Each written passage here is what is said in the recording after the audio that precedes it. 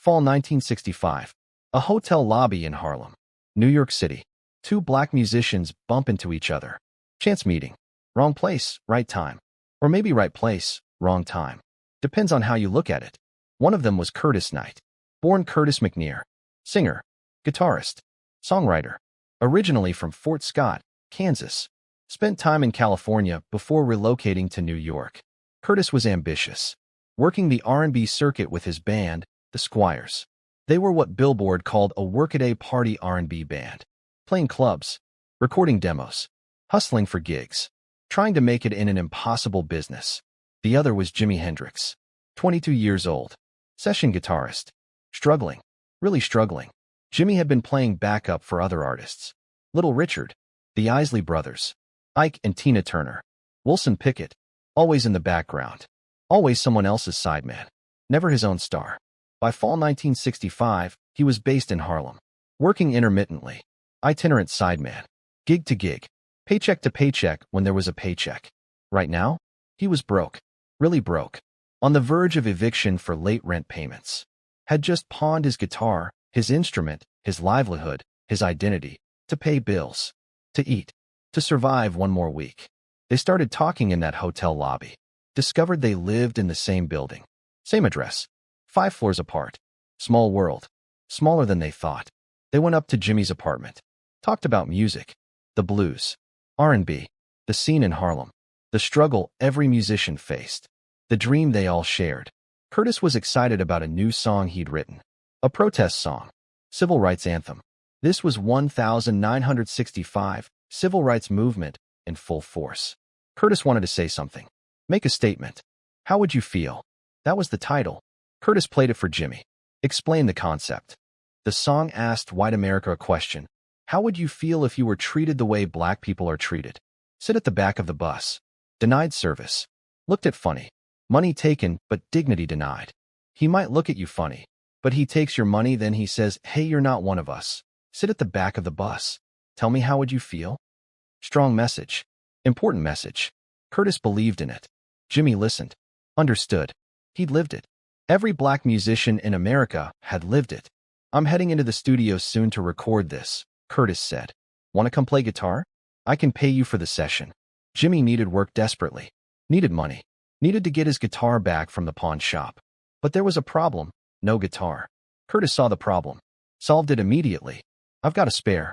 You can borrow it. Just like that. Two musicians helping each other. The way it's supposed to work. Brotherhood. Solidarity. Survival. Yeah, Jimmy said. I'm in. Curtis lent him a guitar. They worked out the arrangements right there in Jimmy's apartment. Talked about the sound. The feel. What Curtis wanted. What Jimmy could bring. A few days later, they headed to the studio. Studio 76. Manhattan. 1650 Broadway, room 706. 7th floor. Run by a producer named Ed Chalpin. October 15th, 1965. That's the date. Remember that date. That's the day everything changed. That's the day Jimi Hendrix signed away his future for $1. This is the story of the contract that would haunt Jimi Hendrix for the rest of his life. A story of exploitation, legal battles, betrayal, and the price of being young, broke, and desperate. Ed Chalpin was a businessman, an entrepreneur, founded PPX Enterprises Incorporated in 1960. PPX wasn't a traditional record label. It was a production company. Chalpin recorded cover versions of top U.S. hits for foreign record companies. They'd overdub translated lyrics, sell them overseas. Lucrative business. By 1965, Chalpin had started producing original material at Studio 76. He'd license tracks to various record labels. Keep overhead low. Maximize profit. In February 1965, Chalpin auditioned Curtis Knight. Liked what he heard. Agreed to manage and produce him. Curtis was talented. Good voice. Wrote songs. Had a band. But he needed production. Needed connections. Needed someone to open doors. Chalpin could do that. For a price.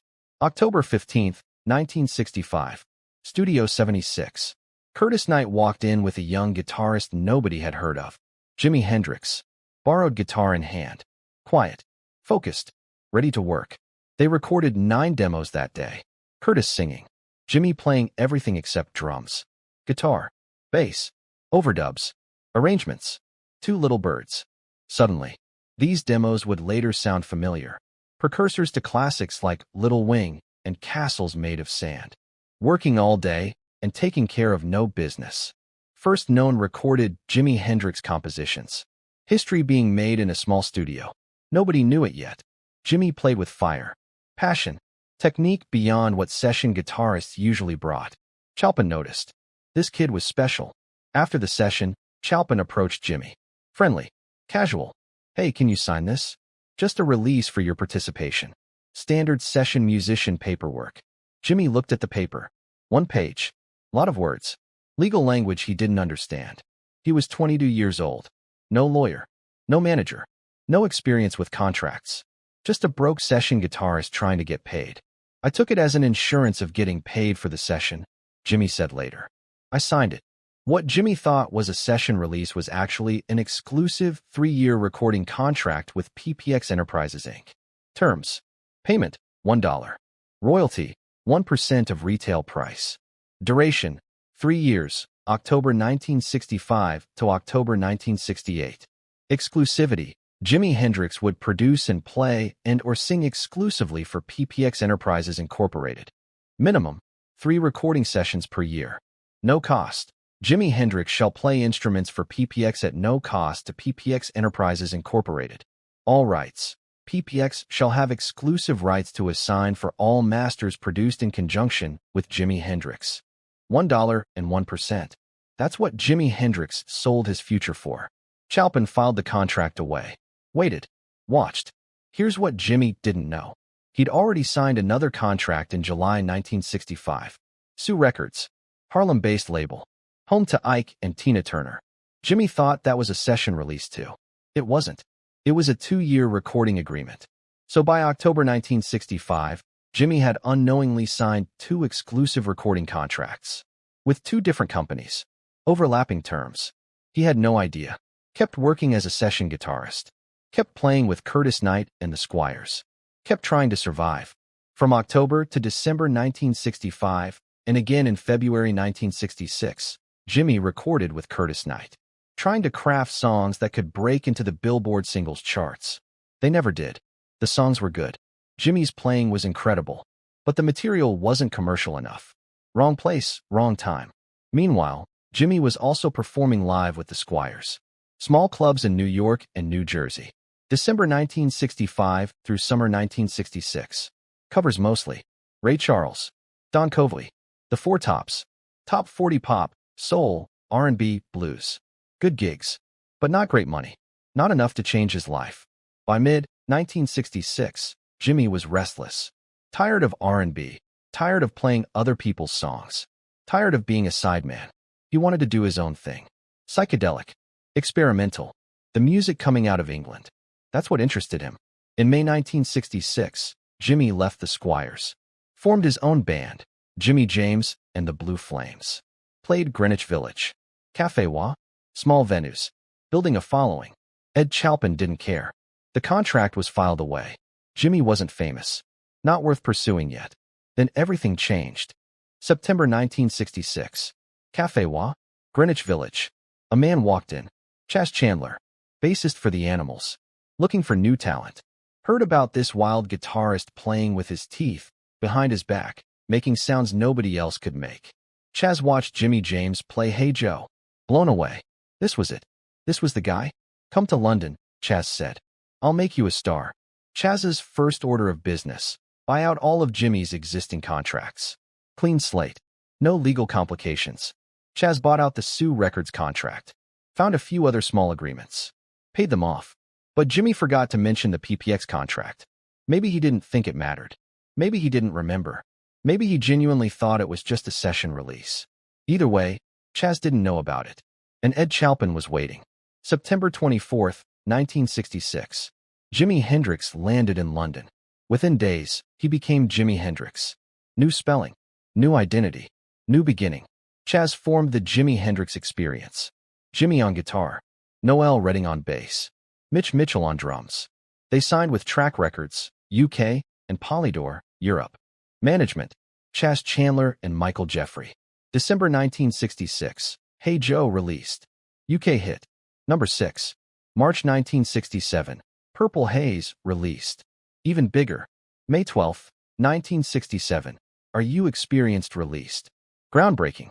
Revolutionary. Jimi Hendrix became a global phenomenon overnight. And that's when Ed Chalpin made his move. May 1967. Ed Chalpin was reading music magazines. Jimi Hendrix everywhere. Cover of Melody Maker. Enemy. Huge in England.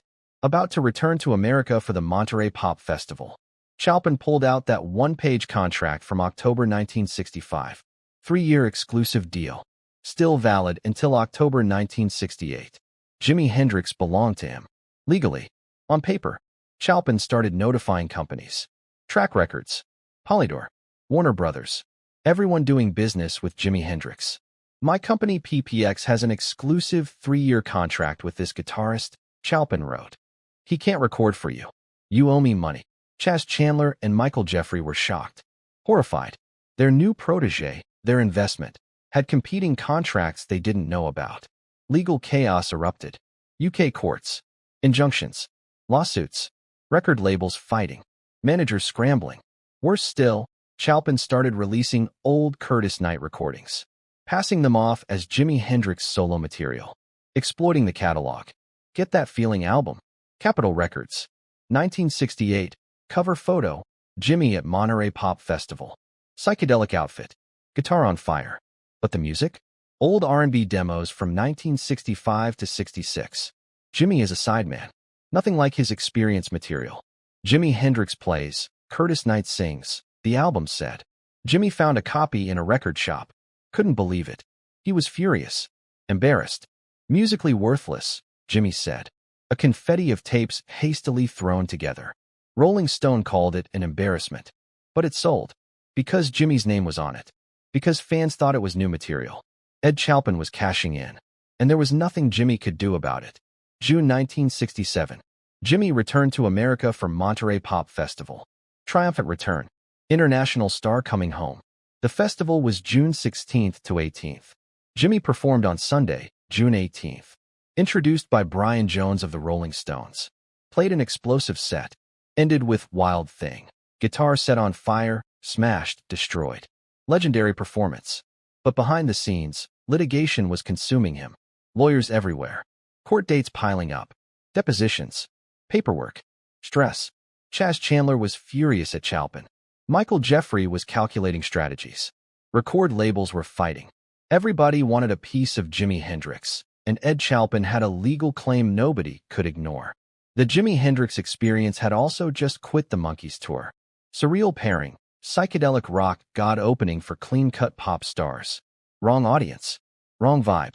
They played 7 dates, then walked away. Jimi was in America. Curtis Knight was in New York. They were still friends. Despite everything. Despite the legal chaos. Despite Chalpin using their recordings to sue Jimi. Curtis wasn't the enemy. Curtis was just another musician. They'd helped each other when both were struggling. That meant something. July 17, 1967. Less than a month after Monterey. Jimi made a decision that would baffle his managers, frustrate his lawyers, and give Ed Chalpin exactly what he wanted. He walked into Studio 76. Ed Chalpin's studio. The same room where he'd signed that contract 21 months earlier. Why? Multiple reasons. All of them complicated. First, loyalty to Curtis. They were friends. Curtis had helped him when nobody else would. Curtis had lent him a guitar when Jimi's was in the pawn shop. Curtis had given him work. That mattered. Second, maybe Jimi thought he could satisfy the contract terms. Record a few songs with Curtis. Give Chalpin something. Make this go away. Naive? Yes. But Jimi wasn't a lawyer. He was a musician trying to solve a legal problem with music. Third, Chas and Michael were handling the litigation. Jimi wanted to focus on music. Maybe if he just played a few songs, the adults could figure out the paperwork. Curtis was there. Smiling. Welcoming. Let's jam, man. Like old times.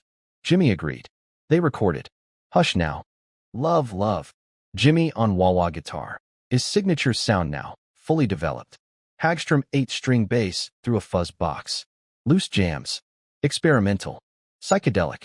Nothing like the tight R&B demos from 1965. This was post-experience Jimi.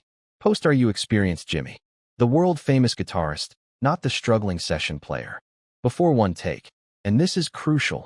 Jimi was recorded on tape saying to Ed Chalpin, "Don't use my name on these recordings." Clear instruction. Direct request. Jimi knew what Chalpin would do. Knew this would be exploited. Said it explicitly, "Don't use my name."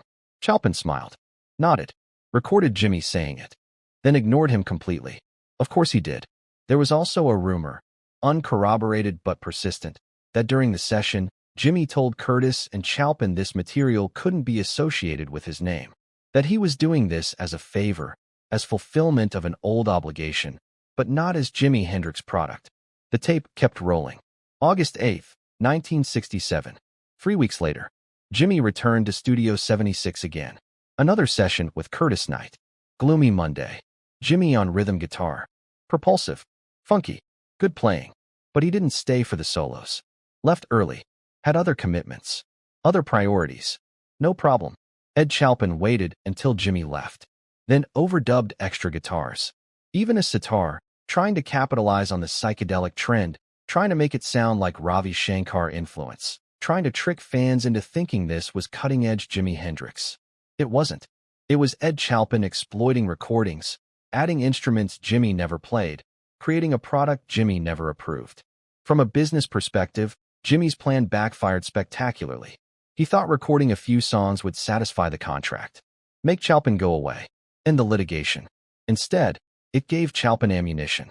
Proof that Jimi was still working with PPX after becoming famous. Proof that the relationship was ongoing.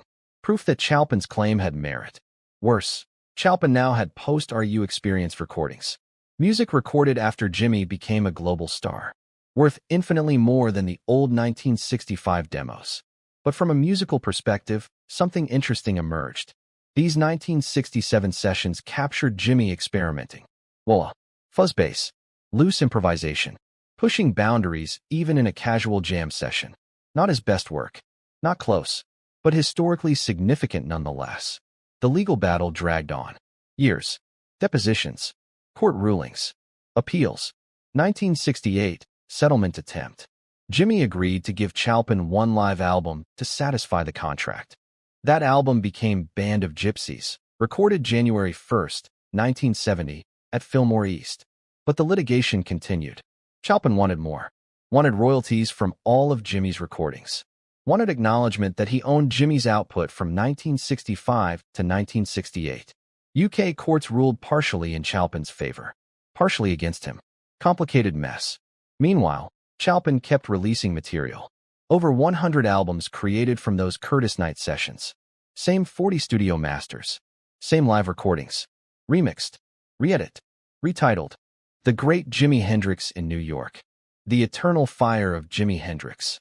Early Jimi Hendrix. Birth of Success. Different titles. Same music. Over and over. Exploiting fans.